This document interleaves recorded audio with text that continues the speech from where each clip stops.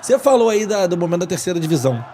Essa brincadeira do tapetão aí te incomoda ainda? Claro. Porque foi você o cara que resolveu ali o caô. Não, na verdade eu atuei no processo de 2013, né? Que foi um erro da Portuguesa e do Flamengo, né? Que as pessoas só falam da Portuguesa. 99 não, 99 eu ainda, enfim, estava começando no jurídico do clube. Mas ali você foi, ali o mundo conheceu o Mário Bittencourt. Não, sem dúvida. Mas assim, é muito importante a gente pontuar, já que você está me dando a oportunidade, né? De todas essas acusações. Primeiro a questão da palavra, da questão tapetão me incomoda, porque a justiça desportiva faz parte do regulamento da competição, né? Então é muito curioso isso, né? As pessoas falaram assim, tapetão não. O tribunal está lá justamente para que a competição tenha, para que ela seja lícita. Ou seja, ele julga justamente os problemas que possam acontecer. A gente está vivendo um problema agora aí no Brasil, que certamente esses atletas serão julgados também pelo Tribunal Desportivo, né? Então é tapetão? Assim, se o Tribunal Desportivo vier a punir os atletas que cometeram a ilicitude de, enfim, receber um dinheiro para manipular resultado, né? É tapetão, não? Então, assim, na verdade, uma das coisas que eu usei no argumento da defesa de 2013 foi que, na verdade, o que acontece? O esporte tem uma coisa que para o resultado ser um resultado real e verdadeiro, se precisa cumprir regras. E essas regras são julgadas pelo tribunal, que, estranhamente, alguns caras da imprensa chamam de tapetão, né? E foi uma que eu usei lá na época, ou seja, existe uma regra de inscrição de atletas. Você vai jogar a competição, você tem até o dia 20 para inscrever os atletas. Partindo do princípio que vale o resultado de campo, eu vou contratar um jogador nas vésperas de uma final, após explodir o prazo de inscrição, eu vou botar ele para jogar. Ah, mas ele entrou no campo e ganhou. Não, sim, mas tem uma condição prévia para ele disputar a competição. Você sabe disso porque você foi atleta. Claro. E na época eu até brinquei. Eu falei, olha, partindo do pressuposto que vale simplesmente o resultado de campo sem cumprir as regras anteriores para se entrar no campo, o dia que minha filha for fazer vestibular, eu vou botar ela pela porta dos fundos, ela faz a prova, se ela fizer uma boa prova, eu entro na justiça e falo, ela fez a prova, que vale o resultado da prova. Mas ela não se inscreveu. Não, mas ela fez a prova, ela conseguiu fazer a prova, entrou lá. Então, assim, o maior absurdo dessa discussão é o jogador da Portuguesa os jogadores da Portuguesa e do Flamengo foram julgados pelo tribunal e foram punidos. E não poderiam jogar. E entraram no campo e jogaram. Então, assim, eles descumpriram uma decisão do Tribunal Desportivo que é previsto na Constituição Federal.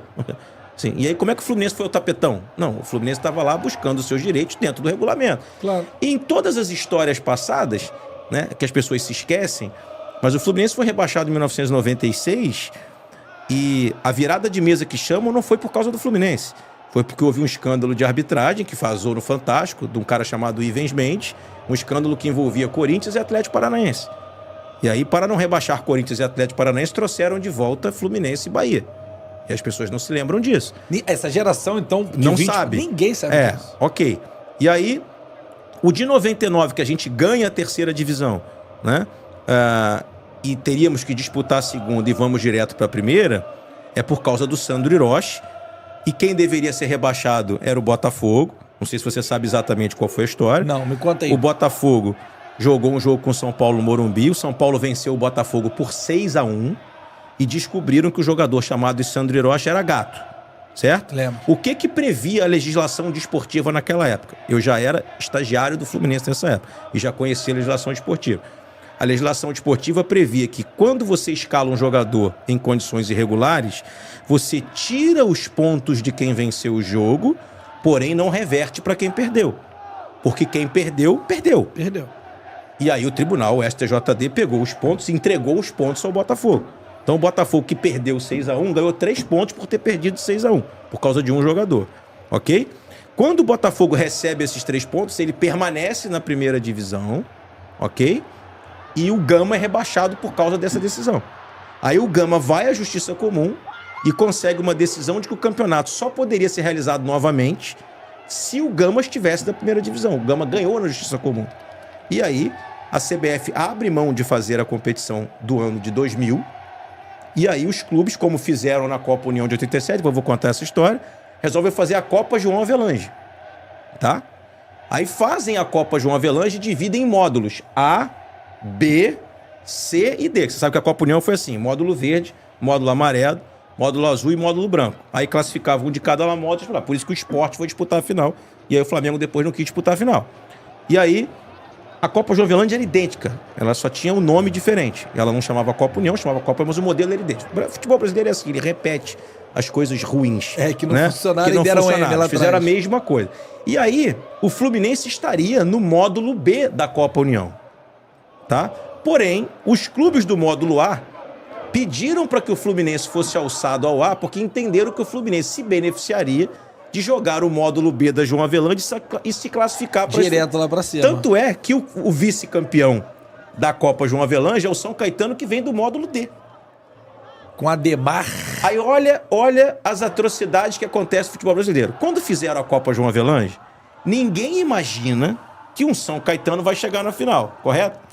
Aí o São Caetano chega e vai para Libertadores. Aí eu te pergunto, como é que você tira o São Caetano do campeonato de 2001? Aí aumentaram o número de clubes. Então assim, em nenhum dos problemas existentes do futebol brasileiro, o Fluminense é o responsável direto. O Fluminense acabou, nesses 2 casos que eu te contei, se beneficiando em 1996 para salvar Corinthians e Atlético Paranaense, ok? E em 1999 para salvar o Botafogo, em razão de uma ação do GAM. Então a Copa... E aliás, por isso que eu quis falar da Copa União, este é o mesmo caso da Copa União de 87, também para salvar o Botafogo.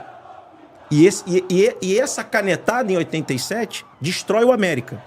Porque o América havia sido terceiro colocado do campeonato de 86, perdendo a semifinal no Maracanã para o São Paulo. Brasileiro isso, Brasileiro. Né? Brasileiro. O São Paulo eliminou o Fluminense nas quartas no Morumbi. O Fluminense ganhou de 1-0 no Maracanã, gol de Washington. Aos 2 minutos do primeiro tempo eu fui a esse jogo, eu tinha 9 anos de idade. E perdeu no Morumbi um gol de Miller e Gil Careca, numa quarta-feira de noite. Aí o América pega o São Paulo na semifinal. O segundo jogo foi no Maracanã, com, 90 mil pessoas. Todos os cariocas foram torcer pro América. O América perde pro São Paulo.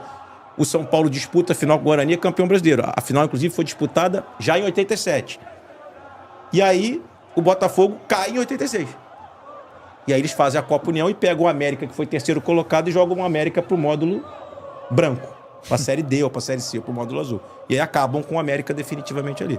Só que as pessoas não gostam de contar essa história, porque resolvem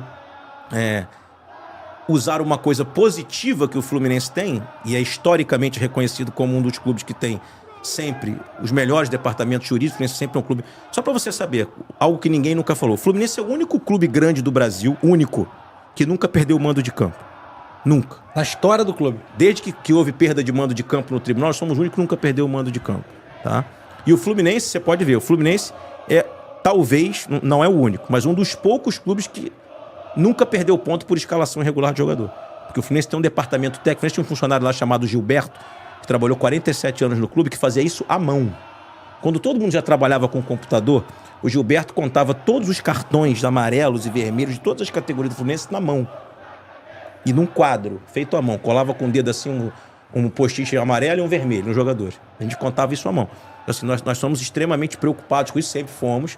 E essa qualidade que a gente tem, que é olhar os regulamentos, cuidar dos regulamentos, cuidar das coisas importantes da competição, as pessoas falam isso como sendo algo jocoso, né? E aí falam, e aí o Fluminense, quando tá bem embasado juridicamente, as pessoas aí criaram essa história por 3 situações em que o Fluminense não participou. Um dia eu ainda vou escrever um livro sobre isso, para acabar com essa mentirada.